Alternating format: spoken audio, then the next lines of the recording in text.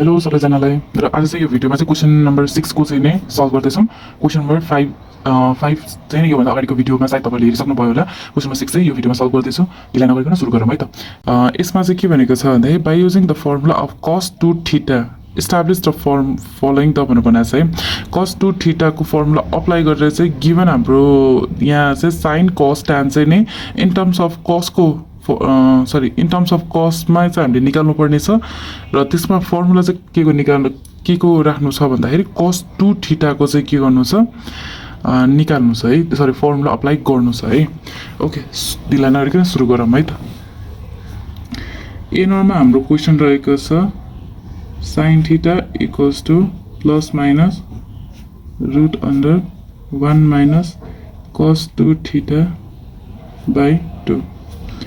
हामीलाई प्रुफ गर्नुपर्ने चाहिँ के छ sin theta equals to plus minus root under 1 minus cos 2 theta चाहिँ के गर्नु बाई 2 चाहिँ के गर्नुपर्ने प्रुफ गर्नुपर्ने छ है। यसमा प्रुफ गर्दाखेरि चाहिँ हामीले कुन यसमा चाहिँ सिधै भनेको छ by using the formula cos 2 theta भनेको छ है। यसमा cos 2 थीटाको मात्र फर्मुला अप्लाई गर्न पाउँछ त्यो अनुसारले सुरु गरौँ है त। सोलुसन यसमा cos 2 theta in terms of साइनको चाहिँ हामीसँग फर्मुला के छ 1 माइनस 2 साइन स्क्वायर थीटा यो फर्मुला छ है हामीसँग चाहिँ। त्यो फर्मुला अप्लाई गरेर चाहिँ हामीले के गर्नुपर्ने यो प्रुफ गर्नुपर्ने छ है। सोलुसन अब माइनस 2 साइन स्क्वायर थीटालाई लेफ्ट साइडमा लिएर आउँदाखेरि चाहिँ पोजिटिभ हुन्छ है। त इक्वल्स टु 1 माइनस अब cos 2 राइट साइडमा लाँदाखेरि माइनस cos 2 थीटा और अब यो 2 लाई चाहिँ नि यसको चाहिँ डिनोमिनेटरमा राइट साइडको डिनोमिनेटरमा लगाउँ है 1 minus cos 2 theta whole upon by 2 और अब स्क्वायरलाई उता साइडमा लग्यो भने के हुन्छ रुट बन्छ है। Sine theta equals to root under 1 minus cos 2 theta by 2 यो भयो हाम्रो चाहिँ नि। यसमा चाहिँ नि रुट राखेपछि जहिले पोजिटिभ नेगेटिभ साइन राख्छौँ है। यो भयो हाम्रो प्रुफ। इन टर्म्स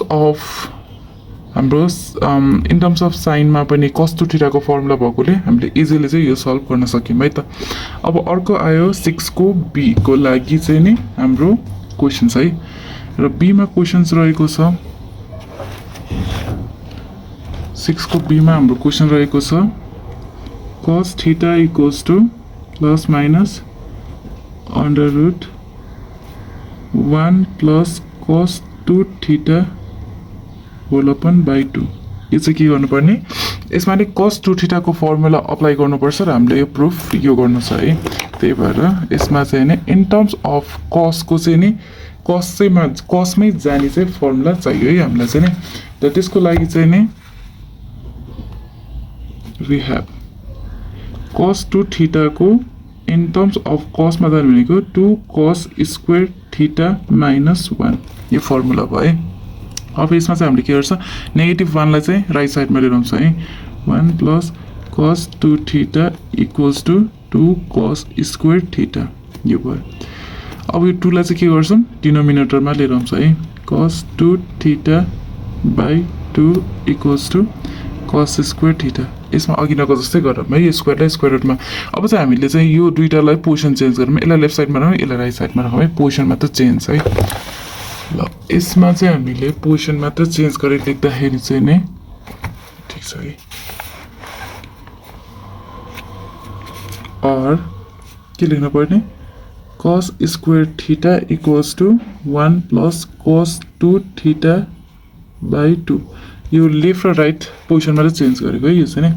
अब स्क्वायरलाई राइट साइडमा लाँदाखेरि के हुन्छ cos theta equals to under root 1 plus cos 2 theta by 2 यसमा चाहिँ रुट राखेपछि के हुन्छ पोजिटिभ नेगेटिभ साइन हुन्छ जुन चाहिँ हाम्रो चाहिँ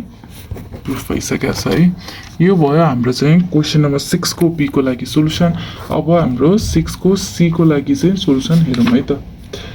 6 को सी को लागि क्वेसन रहेको छ।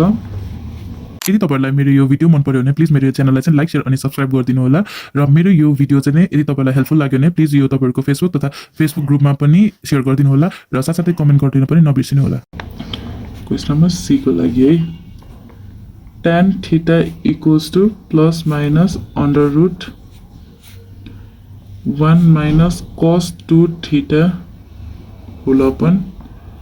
1 plus cos 2 theta यो रहेको छ हाम्रो tan theta यो चाहिँ प्रुफ गर्नु पर्ने इन टर्म्स अफ के कुनको फर्मुला अप्लाई गर्नु पर्यो त हामीले cos 2 theta in terms of tan मा जाने फर्मुला अप्लाई गर्नु पर्यो है त्यसको लागि हामीसँग फर्मुला चाहिँ छ we know cos 2 theta equals to 1 minus tan square theta by 1 plus tan square theta यो फर्मुला छ अब हामीले चाहिँ नै क्रस मल्टिप्लाई गरौँ है यता साइडमा राखौँ अलिकति त ल cos 2 theta cross multiply cos 2 theta 1 plus tan square theta equals to 1 minus tan square theta त्यो चाहिँ हामीले किन गरेको भन्दाखेरि हामीले 1 minus cos theta चाहिँ निकाल्नु छ है त्यही भएर